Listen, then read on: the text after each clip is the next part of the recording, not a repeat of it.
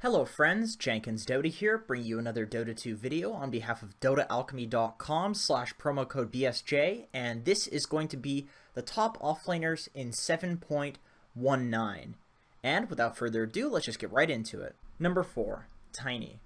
Right now, Tiny is possibly the number one I don't know what I'm laning or playing against hero for top tier offlaners. Tiny's skill set essentially makes him an excellent offlaner that will have a large impact in almost any game. But you might be thinking, Jenkins, wasn't Tiny nerfed heavily? His tree cleave sucks dick now, he's worthless. Well, my friend, even though his cleave does suck massive dong, the single target damage that it does is still amazing, which means that his laning is still essentially the same as when Tiny was considered broken.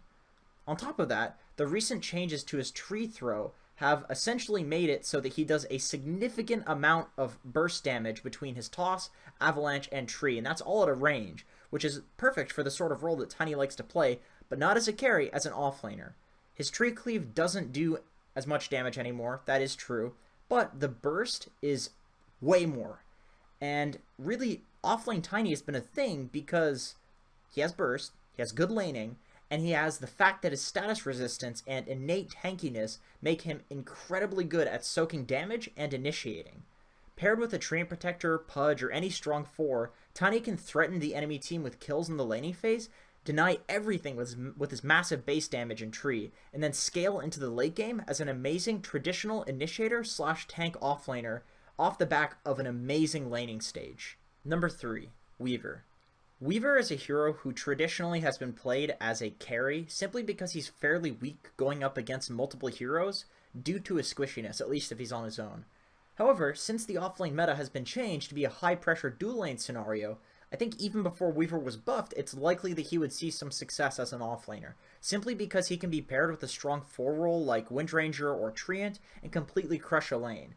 A Weaver alone isn't scary, but when he has a little bit of extra damage and somebody to soak damage for him, he's extremely scary. With that being said, his Sakuchi was buffed so that it does a whopping 100 damage at level 1 for only 60 mana. That's an unbelievably efficient level 1 harass spell, especially for a hero who can scale so damn well. Weaver basically has the harass potential of a pre-nerf Skywrath mage, but is impossible to kill. Oh, and it's also AoE. On top of that, his talents are amazing. In particular, his level 10 talent is essentially choosing between being the highest level in the game or basically having a level 20 talent at level 10. For example, Mirana has a 25 mana burn talent at level 20, and she's considered a strong late game hero. Weaver gets a 20 mana burn level at level 10, and people still don't always go for this simply because the 35% XP gain lets you get to those broken level 25 talents faster. One final note about Weaver is that historically he's always been considered that hero who has amazing skills but has terrible stats, so he's always been very squishy and he's not traditionally hit very hard without a bunch of items, which explains why he's been played as a carry. This is no longer the case. He actually has the 9th best agi gain in the game, which means that even Weaver with no items will still hit like a truck when he gets high level. Pair that with the fact that he has an incredibly high XP gain talent, you have a ridiculous hero on your hands. Number 2, Wraith King. This one might come as a shock to some people, simply because Wraith King has been considered a joke hero for something like 5 years now, and because this is something that has only recently started plaguing high-rated games. But Wraith King is without a doubt in an extremely good spot right now. In fact, a lot of people in high-rated games are already calling this hero complete cancer. Traditionally, he's been played as a carry, but as an offlaner, he works wonders in a dual lane and does everything that you want an offlaner to do, basically, in terms of laning and in the game as well. Basically, the way that you want to play this hero as an offlaner is, Step 1, enter the lane. Step 2, stun people. Step 3, continue stunning people because it basically costs no mana. Step 4, get in Aquila, push the lane with skeletons, force rotations, retreat to the jungle. Rinse and repeat. Step 5, eventually get a Radiance, Blade Mail, and Blink from killing so many people in the laning phase, and fight when you think that your team is stronger. You essentially make a ton of space as Wraith King by occupying the enemy side of the map, or a dangerous part of the map, like an Enchantress or an Underlord would in terms of the mid-game. But then you're also a hero that scales to be this ludicrously strong late-game carry, all while purchasing items that an offlaner would typically like to purchase in the first place. I mean, Radiance, Blade Mail, Blink, these are all items that a lot of offlaners will go for anyway. Really, the offlane is the perfect role for this version of Wraith King. Once you go into the late game, you play Wraith King exactly as you would play him as if he's a carry.